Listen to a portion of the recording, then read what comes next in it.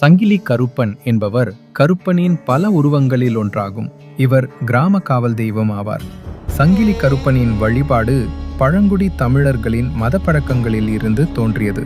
தமிழரின் வாழ்வியல் மற்றும் சமூக பாதுகாப்புக்காக உருவானது இந்த கருப்பர் வழிபாடு. சங்கிலி கருப்பன் பெயரில் இருக்கும் சங்கிலி என்ற வார்த்தையால் தீயவை கட்டுப்படுத்தும் சக்தி கொண்டவராக கருதப்படுகிறார். இவரது உருவம் வீரமும் கோபமும் கொண்ட ஒரு வீரரின் உருவமாக இருக்கிறது.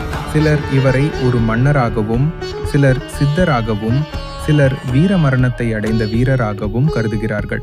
ஓர் ஊரில் பல தீய சக்திகள் மக்கள் மீது தாக்கம் செலுத்தின. அப்போது சங்கிலி கருப்பன் ஒருவன் பிறந்து அந்த ஊரை காப்பாற்ற ஒரு சடங்கில் குதித்து தன் உயிரை கொடுத்து தெய்வமாக ஆகிறார்.